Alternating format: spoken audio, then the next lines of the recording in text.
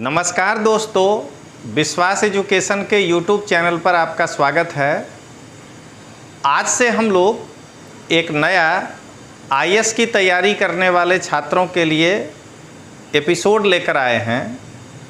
इसके अंतर्गत UPSC prelims special, मतलब कि हम तैयारी कर लेते हैं, विषय वस्तु भी पढ़ लेते हैं, लेकिन UPSC में प्रश्न पूछने का नेचर क्या है उसकी जानकारी हमें तभी हो सकती है जब हम लास्ट 10 ईयर के UPSC के द्वारा पूछे गए प्रश्नों को हल करें और लॉजिकली उसको समझने का प्रयास करें कि वो हमसे जानना क्या चाहता है। तो उसी के अंतर्गत दोस्तों UPSC सिविल सर्विसेज प्रीलिम्स के प्रश्नों का विषयवार हल 2013 से 2023 तक लेके आए हैं। 2023 इसलिए कि 2023 27 मई में UPSC प्रीलिम्स का एग्ज़ाम हो जाएगा, तो उसके बाद जो है इस सीरीज़ के 23 के क्वेश्चन को भी मैं आपके साथ डील कर दूंगा। अभी हम 2013 से 27 मई के पहले तक 22 के प्रश्न को सॉल्व करेंगे और उसके बाद फिर विषयवार जो है हम आपको 23 के बाद वाले का कर देंगे। आज हम लोग भारतीय संस्कृति वर्ष 2013 के प्रश्नों को लेकर आपके सामने आए हैं कि 2013 में इंडियन कल्चर से जो प्रश्न पूछे गए हैं उसका व्याख्यात्मक हल क्या होना चाहिए, किस लॉजिक से आप प्रश्न को जो है सॉल्व कर सकते हैं, वो आपके सामने रख रहे हैं। और इसके अलावा आपको यह भी आइडिया हो जाएगा कि भारतीय संस्कृति से प्रतिवर्ष कितने प्रश्न पूछे जाते हैं। चलिए दोस्तों शुरुआत करते हैं। भारतीय संस्कृति 2013 से 2023, जिसमें 2013 का व्याख्यात्मक हल। 2013 में जो प्रश्न पूछा गया भारतीय संस्कृति से, पहला प्रश्न था कुछ शैलकृत बौद्ध गुफाओं को चैत्य कहते हैं जबकि अन्य को विहार कहते हैं। दोनों में क्या अंतर है?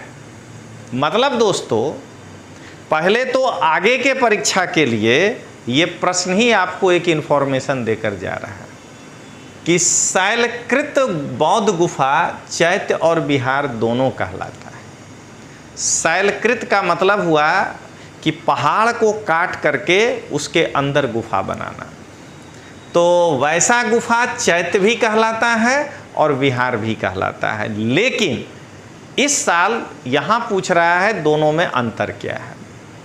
विहार पूजा स्थल होता है जबकि चैत्य बौद्ध भिक्षुओं का निवास स्थान। चैत्य पूजा स्थल होता है जबकि विहार बौद्ध भिक्षुओं का निवास स्थान।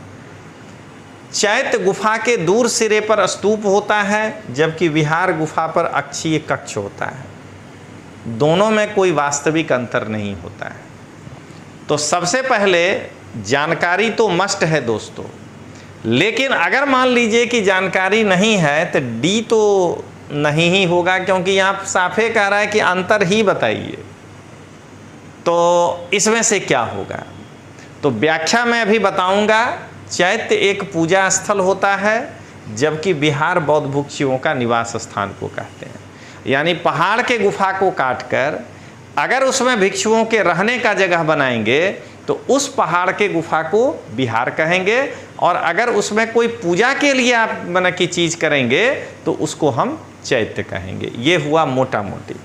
अब आइए इसकी व्याख्या देखते हैं। सबसे पहले भारतीय इतिहास में शैलकृत गुफा का निर्माण कब से शुरू हुआ? तो भारतीय इतिहास में शैलकृत गुफाओं के निर्माण की प्रक्रिया 200 ईसा पूर्व के आसपास प्रारंभ हुई है। यानी ये आपको एक इन्फॉर्मेशन दे रहे हैं कि चट्टानी गुफा का निर्माण जो है वो 200 ईसा पूर्व के आसपास। हम जानते हैं कि आपका दिमाग पाषाण काल पे जा रहा है। पाषाण काल में गुफा का निर्माण नहीं हुआ है, गुफाओं में घुसकर चित्र बनाए गए हैं। यहाँ पहाड़ को काट कर गुफा बनाया जा रहा है। सातवाहन काल में पश्चिमोत्तर दक्कन में अत्यंत दक्षता के साथ ठोस चट्टानों को काटकर चैत्य एवं विहार का निर्माण किया जाता था। यानी ये है सातवाहनों का शासन ये सातवाहनों का जो है राज, यहाँ पर दक्कन के पश्चिमोत्तर दक्कन के क्षेत्र में, सातवाहन के पूरे क्षेत्र में नहीं, ये वाला कार्ले, बेदासा, नासिक, ये पश्चिमोत्तर क्षेत्र में जो है ठोस चट्टानों को काटकर गुफा का निर्माण किया जाता था। अब चैत्य के बारे में देखें व्याख्या। सबसे पहले ये देखिए, यहाँ पर एक स्तूप होता है जो यहाँ चित्र के आधार पर आप देख रहे हैं। यहाँ से एंट्री लेना है और ये ऐसे घूमते हुए आप जो है बाहर निकलेंगे। अगर आपको यहाँ बैठकर मेडिटेशन करना है स्तूप के सामने तो आप कर सकते हैं। ये है चैत्य की आकृति नॉर्मल। अब जरा देखिए, चैत्य शब्द संस्कृत के चित्त अथवा पाली भाषा के चेतीय से बना है, जिसका अर्थ होता है चिता संबंधी, यानी चैत्य चिता से निकला है, इसीलिए हम इसको कहते हैं चैत्य। तो होता क्या था उस समय? तो शवदाह के पश्चात बचे हुए अवशेषों को भूमि में गाड़कर उसके ऊपर जो समाधि बनाई जाती थी उसको कहा जाता था चैत्य। अब आइए, थोड़े समय के बाद, चूंकि आप किसका मतलब कि ये शवदाह के पश्चात अवशेष रखेंगे, भगवान बुद्ध होंगे या कोई बड़े बौद्ध भिक्षु होंगे, तो इसका मतलब कि उसके बाद आप वहाँ पूजा करने ही जाएंगे। तो कालांतर में ये उपासना का केंद्र बन गए और ये पूजा स्थल के रूप में प्रयुक्त होने लगे। इसकी आकृति ये देखिए, ऐसे ही घोड़ा का नाल है, घोड़े का नाल ऐसा होता है, ये इसकी आकृति घोड़े के नाल के समान होती है। इसके आगे का भाग आयताकार, ये वाला भाग जो है ये आयताकार है और पीछे का भाग अर्धवृत्ताकार होता है। इनमें मंडप एवं प्रदक्षिणा पथ बनाए जाते हैं। ये प्रदक्षिणा पथ है और ये जो है इसका मंडप हो गया। अब आइए, भारत के कुछ प्रमुख चैत्य का नाम देखिए। अजंता 9वीं से 10वीं सदी का ये गुफा देखिए, ये एक चैत्य है। पीतलखोरा देखिए, ये एक चैत्य है। भाजा ये देखिए, यहाँ बाहर से इसका फोटो है। कोंडाने, ये विदिशा, नासिक, जुन्नार, कार्ले, कन्हेरी, ये सब जो है ये महत्वपूर्ण चैत्य के उदाहरण हैं। अब आइए बिहार के बारे में। हमको मेन क्या है, प्रश्न जो पूछा है उस पर फोकस होना जरूरी होता है। नॉर्मली व्याख्या में लोग क्या करते हैं, आलतू फालतू बहुत सारी सूचनाओं को दे देते हैं। चैत्य पूजा स्थल है, ये प्रश्न ये सिद्ध करने के लिए कह रहा है। बिहार, बौद्ध भिक्षुओं का निवास स्थान बिहार कहलाता है। देखिए, इसके केंद्र में एक चतुर्भुजाकार या अंडाकार कक्ष होता है। ये कक्ष के सामने ये देखिए 1 2 3 4 ये सब जो है कक्ष है। इस कक्ष के सामने एक खंभों वाला आंगन होता है। देखिए, आपको देखकर लगेगा कि ये एक आंगन है, ये सब कमरे बनाए हुए हैं। अब आइए, भारत के प्रमुख विहार कौन कौन से हैं? तो भाजा, विदिशा, अजंता, पीतलखोरा, नासिक, कार्ले, ये देखिए ये सभी भिक्षुओं के रहने का ये निवास स्थान है। ये सामने जो है आंगन टाइप का है, ये उसका रेखा चित्र है। कहने का मतलब ये है कि इस प्रश्न का मेन फोकस यही है कि चैत्य पूजा स्थल था और बिहार भिक्षुओं का निवास स्थान था। तो अब जरा 2 नंबर क्वेश्चन को हम लोग देखें। भारतीय शिला वस्तु के इतिहास के संदर्भ में निम्न कथनों पर विचार कीजिए। बादामी की गुफाएं भारत की प्राचीनतम अवशिष्ट शैलकृत गुफाएं हैं। बराबर की शैलकृत गुफाएं सम्राट चंद्रगुप्त मौर्य द्वारा मूलतः आजीविकों के लिए बनाई गई थी। एलोरा में गुफाएं विभिन्न धर्मों के लिए बनाई गई थी। उपरोक्त कथनों में से कौन सा कथन सही है? केवल 1 और 3, केवल 3, 1 2 3। तो इसमें दोस्तों ये दूसरा नंबर स्टेटमेंट गलत है, क्योंकि ये अशोक बनवाया था। तो देखिए डी आंसर तो होगा ही नहीं। बादामी की गुफा भारत की प्राचीनतम अवशिष्ट शैल गुफा कैसे होगा? मैं पहले ही प्रश्न में आपको बता चुका हूं कि सबसे पुराना तो प्री हिस्ट्री में है, प्राक इतिहास का गुफा, तो इसलिए ये लाइन नहीं हो सकता है। तो आंसर क्या होगा? 3। ये हुआ जल्दीबाजी वाला, इससे आप ताकतवर नहीं होंगे। असली जब इसका फैक्ट्स जानेंगे तब ताकतवर होंगे। तो अब जो दोस्तों देखें, तो यहाँ मैं आपको बता दूं कि ये थोड़ा सा सॉल्यूशन में ये सी का डी हो गया है, ये आंसर सी होगा। अब देखें बादामी की गुफा, ये जो है यह गुफा कर्नाटक राज्य के उत्तरी बागलकोट जिले के बादामी नगर में स्थित है। इसका निर्माण कार्य संभवतः चालुक्य वंश के शासकों के काल में 6ठी से 7वीं शताब्दी के मध्य हुआ है। अब अगर आप ये देख रहे हैं 6ठी से 7वीं शताब्दी, तो पहले तो इसका सेकंड स्टेटमेंट ही जो है चंद्रगुप्त मौर्य नहीं दिया था, अशोक किया होगा। अशोक BC में गुफा बना दिया। प्री हिस्ट्री में हम क्या देख रहे हैं कि बहुत पहले से गुफा था। तो इससे इसका जो है क्या हुआ कि ये स्टेटमेंट पहला गलत हो गया। लेकिन अभी हम लोग जरा बादामी पर थोड़ा आगे बढ़ें। ये देखिए, यही है कर्नाटक का उत्तरी बागलकोट जिला। ये है आपका कर्नाटक और उसका ये उत्तरी बागलकोट, यहीं पे बादामी है। इसमें कुल 4 गुफाएं हैं, 3 हिंदू और 1 जैन धर्म से संबंधित है। ये देखिए इस तरह से गुफाएं हैं।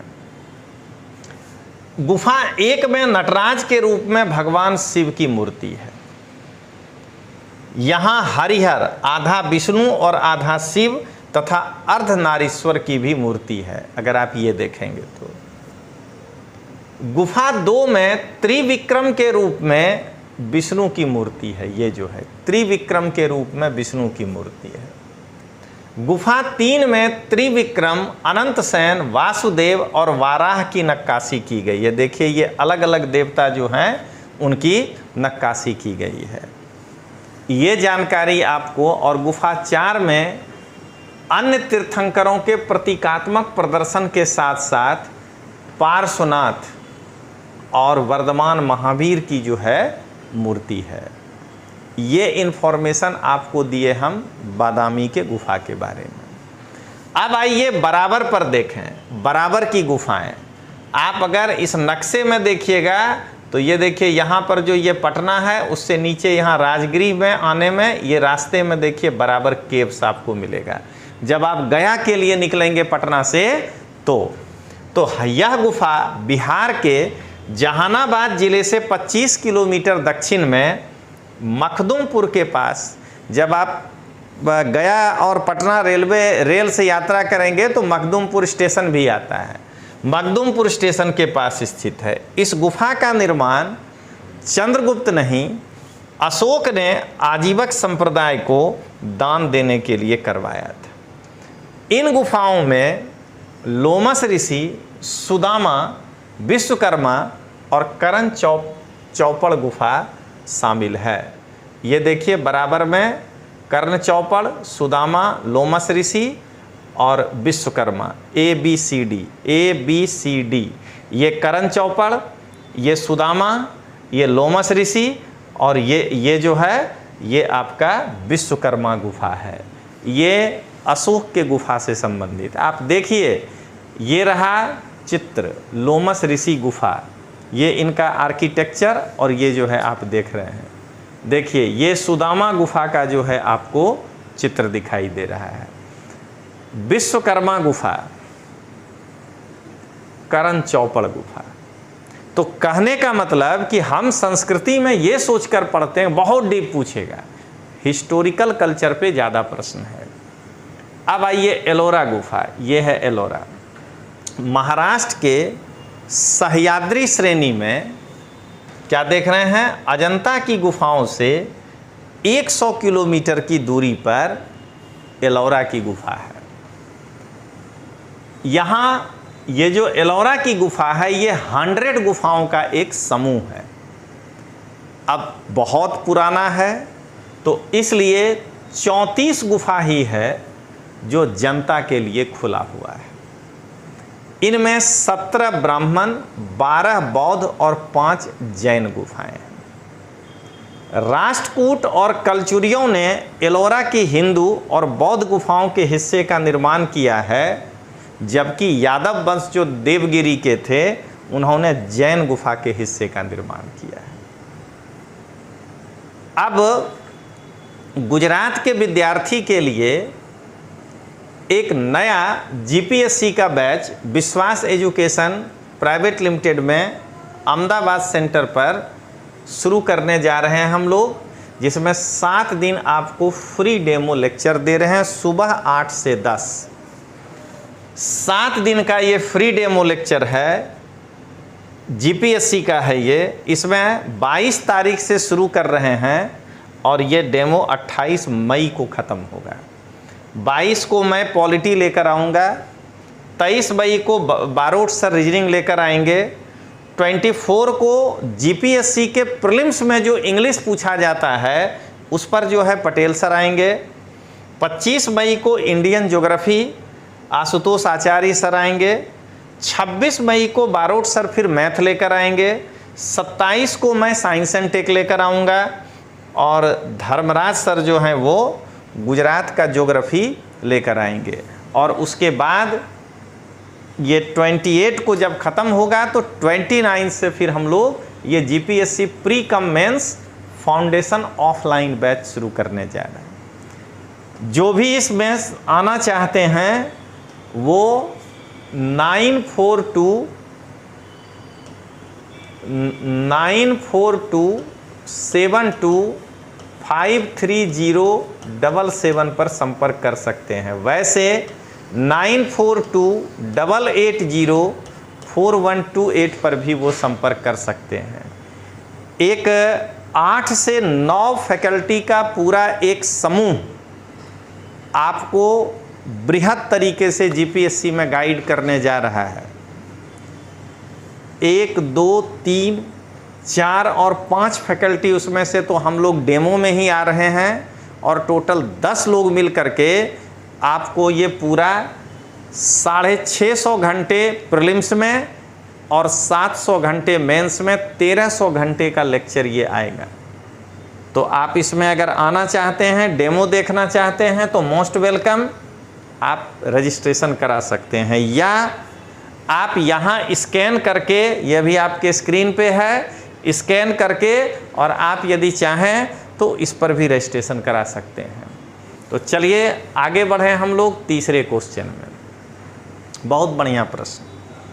भारत के सांस्कृतिक इतिहास के संदर्भ में नृत्य एवं नाट्य कला की मुद्रा, जिसे त्रिभंग कहा जाता है, प्राचीन काल से आज तक भारतीय कलाकारों को अति प्रिय रहा है। मतलब ये त्रिभंग मुद्रा बहुत प्रिय रहा है। निम्न में से कौन सा एक कथन इस मुद्रा को सर्वोत्तम रूप से वर्णित करता है? ए, एक पांव मोड़ा जाता है, देह थोड़ी किंतु विपरीत दिशा में कटी एवं ग्रीवा पर वक्र किया जाता है। पहले तो आपको, अब कैमरा मेरे पैर तक तो आएगा नहीं, तो कह रहा है कि पहले एक पैर ऐसे मोड़ा जाता है, उसके बाद कह रहा है कि देह थोड़ी यानी शरीर को ऐसे किया जाता है, उसके बाद कह रहा है विपरीत दिशा में कटी और ग्रीवा। अगर पैर ऐसे है तो फिर ये ऐसे होगा, यानी हमारा एस बनेगा शरीर। मुख्य अभिव्यंजनाएं, हस्त मुद्राएं एवं आसज्जा कतिपय महाकाव्य अथवा ऐतिहासिक पात्रों को प्रतीकात्मक रूप में व्यक्त करने के लिए संयोजित की जाती है।